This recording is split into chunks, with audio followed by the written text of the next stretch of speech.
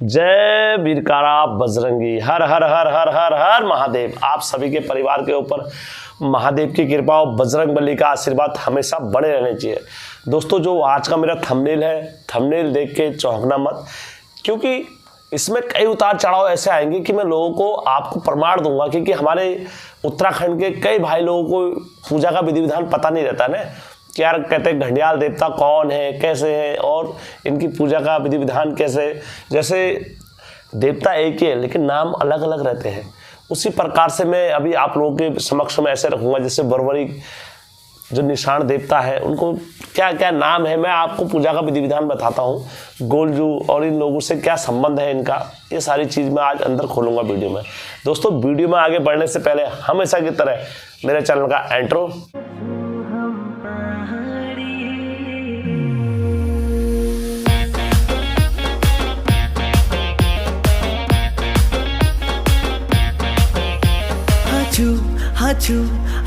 हम पहाड़ी। जिस किसी भाई को मेरी बातों पर संदेह और विश्वास ना हो तो वो व्यक्ति इन स्थानों पर जाके, अभी वर्तमान समय में यहाँ पूजा चल रही है, पूजा हो रही है, ये खंडोली गांव से जो डोली निकली हुई है, तो ये 1 महीने तक भ्रमण करते रहेगी और लास्ट में पूरे उत्तराखंड में घूम घाम के ये वापस खंडोली गांव में आएगी। ये हर किसी गांव का अपने अपने पूजा क्षेत्र का विधि विधान है और वहाँ जाकर आप देख सकते हो कि किस तरीके से हमारे उत्तराखंड की पूजा का विधि विधान है। ऐसे नहीं, मैं कुछ भी मन से नहीं बोल रहा हूँ, हवा से या बातें करके या ऐसा करके कुछ भी अपने मन से नहीं बोल रहा हूँ, क्योंकि जैसा मेरे पास आया होता है वैसे ही मैं आप लोगों को बताता हूँ, क्योंकि हमारे उत्तराखंड के पुरखों की निशानी है और इन जड़ों तक पहुँचने के लिए काफ़ी मेहनत करनी पड़ती है। दोस्तों, जब मैंने अपने एक वीडियो में भूकाल की कालिका माता का वीडियो जब डाला था तो उसमें मेरे को एक निमंत्रण पत्र आया था सादर। घंडियाल देवता की 1 महीने की ये यात्रा लगती है, उनको कैसे पूछते हैं कुमाऊं में और घंडियाल देवता कौन है क्या है, तो उस दिन मेरे को निमंत्रण आया था। और ये वर्तमान समय में देखो दोस्तों कैसे हमारे उत्तराखंड के पूजा का विधि विधान है, आप देख सकते हो। सुबह किस तरीके से उठ जाते हैं, सुबह प्रातःकाल संध्या, और ये पूरे उत्तराखंड का भ्रमण कर रहे हैं। और ध्वज जो आगे चल रहा है, मेरा शॉर्ट वीडियो में भी मैंने डाला था, तो जो ध्वज चल रहा है आगे, ये हवा की वेग और गति के हिसाब से चल रहा है। जहाँ को हवा तेज रहेगी ये झंडा उधर ही को जाएगा और पूरी सेना उधर को जाएगी। अब इसमें से जो हमारे सब्सक्राइबर भी हैं पंकज नेगी जी, तो वो इस टाइम पर इसका नेतृत्व कर रहे हैं हमारी टीम की तरफ से, और जो देवताओं के जितने अस्त्र शस्त्र जो कुछ भी है तो वो आगे आगे चल रहे हैं सारे सामान लेके, और बड़ा ही दृश्य मेरे को कहानियाँ बताते हैं और ये सारी चीज़ें बताते हैं तो बड़ा ही आनंदमय होता है, मुझे भी काफ़ी अच्छा लगता है ये सारी चीज़ सुन के। तो दोस्तों, मैंने आप लोगों को बताया किस तरीके से पूजा चल रही है। अगर जिस किसी को भाई को अगर संदेह है तो देख लीजिए आप लोग, और किस तरीके से पूजा चल रही है, विधि विधान लाइव चल रहा है अभी तक। ये जनवरी 15 तारीख तक ये पूजा चलते रहेगी। और जिस किसी भाई को इसमें कहानी पर अगर विश्वास नहीं है, हमारे उत्तराखंड वालों को, जैसे किसी भाई को, और देश विदेश में जो भी है, हमारे प्लेन्स में जो भाई भी रहते हैं, उन लोगों को देवभूमि की शक्ति का क्या आभास होगा। जो हमारे उत्तराखंड के लोग हैं वो तो हमारी शक्ति जानते हैं उत्तराखंड के देवताओं की, और अदर जो लोग नहीं जानते हैं तो मैं उसके को कुछ नहीं कह सकता हूँ।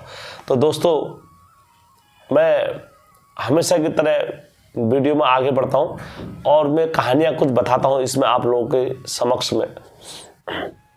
थोड़ा मेरी आवाज़ भी आज बैठी बैठी है, तो इस वजह से आप लोग हैरान मत होना, क्योंकि मैंने इस वजह से कल वीडियो भी नहीं बनाया, क्योंकि मेरी आवाज़ की वजह से।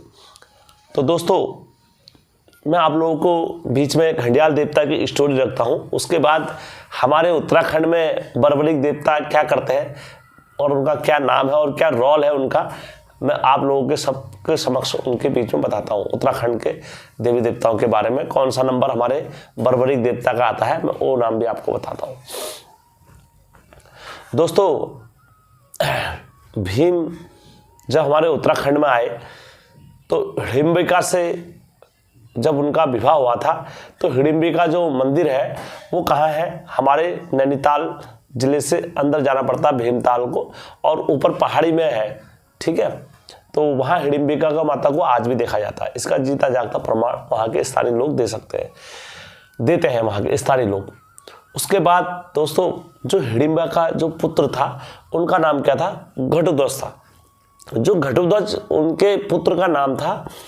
तो जो घटोत्कच जो देवता बने हमारे कुमाऊं के सर्वप्रथम, तो वो रक्षक बने, इनके पूरे कुमाऊं की जो रक्षाकार है वो घटोत्कच कहलाते हैं। अब घटोत्कच का जो नाम क्या है वो घंडियाल देवता बोला जाता है। बद्रीनाथ केदारनाथ के जो द्वारपाल हैं मेन जो बोला जाता है वो किसको बोला जाता है? घंडियाल देवता को बोला जाता है। और घंडियाल देवता कौन है? वो बर्बरीक के पिताजी घटोत्कच है।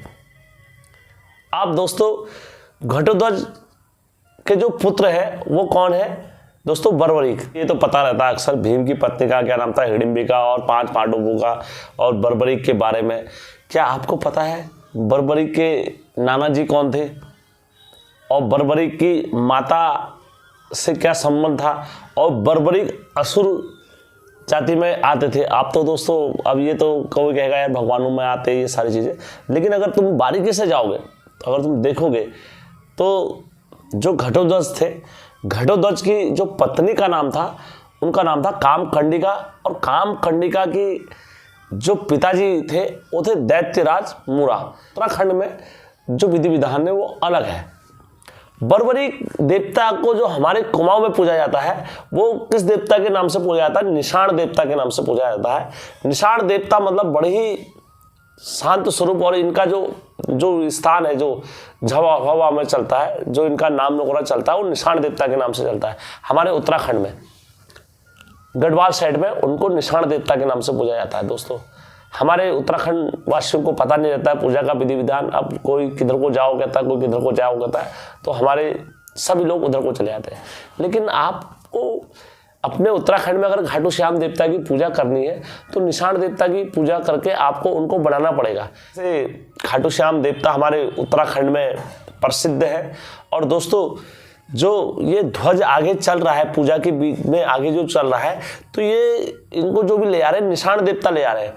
जिस साइड को और जिस हवा का झोंका जाएगा ये उसी तरफ को जाएंगे घाटू श्याम देवता, तो ले जाने वाले ये। और जिस गांव में और जिस क्षेत्र में मतलब कोई मरा होता है या कोई वो होता है, तो जो उस दिशा को हवा भी नहीं चलती और झंडे का हवा उस दिशा को चलेगी, लेकिन झंडा फिर भी उस दिशा को नहीं मुड़ेगा। दोस्तों ये ताकत होती है। और 1 महीने तक ये पूरे नियम में चल रहे हैं, और इनकी पूजा का नियम विधि विधान आप देख सकते हो दोस्तों किस तरीके से चल रहा है। तो दोस्तों मैं इसमें ज़्यादा ना बोलते हुए, यदि आप लोगों को मेरी ये कहानी और ये जानकारी, महत्वपूर्ण जानकारी अच्छी लगी होगी, मैं आपको इसमें और बताता हूँ। क्योंकि घटोत्कच क्या थे? हमारे उत्तराखंड के थे, तो ये राजाओं के कुल में आने लगे बाद में। तो इसी कुल में क्या हुए? गोरिल देवता पैदा हुए हैं। जो गोरिल देवता का जो इतिहास है कुमाऊं कुड़ी धुमाकोट से, तो मैं आप लोगों के बीच में वो भी रखूंगा बाद में। क्योंकि जो घाटू श्याम और गोरिल देवता और इनका क्या महत्वपूर्ण है, ये इस विषय में मेरी अभी चर्चा जारी है। और काफ़ी बहुत सारे लोगों के मुख से मैंने सुना हुआ है। 7वीं 8वीं पीढ़ी में मतलब गोरिल देवता का अवतार हुआ है। दोस्तों मैं नहीं कह रहा हूँ, ये लोगों के जानकार और ये मेरे को जिन लोगों से मैं बात करता हूँ, सलाहकार लोगों से बड़े बड़े, तो उन लोगों ने मुझे दी है। अभी मैं प्रमाण और ठोस के साथ किसी के साथ नहीं कह सकता हूँ कि ऐसा भी है। तो ये जो हमारे पहाड़ की पूजा विधि विधान है, क्योंकि ये सब साथ में चलते हैं इधर कुमाऊं साइड में। अगर गोरिल हो गया, निषाण हो गया, खटू श्याम और ये घंडियाल देवता हो गए, ये सब गोरिल के साथ चलते हैं। अगर गोरिल उत्तराखंड का अगर नाम चलेगा तो ये घंडियाल देवता, ये सब साथ के सके संगाती होते हैं, और ये सब साथ में चलने वाले देवता होते हैं। तो दोस्तों जानकारी अच्छी लगी होगी मेरी, तो दोस्तों मेरे चैनल को लाइक, सब्सक्राइब और जय उत्तराखंड देवभूमि कहना मत भूलना दोस्तों। ठीक है दोस्तों।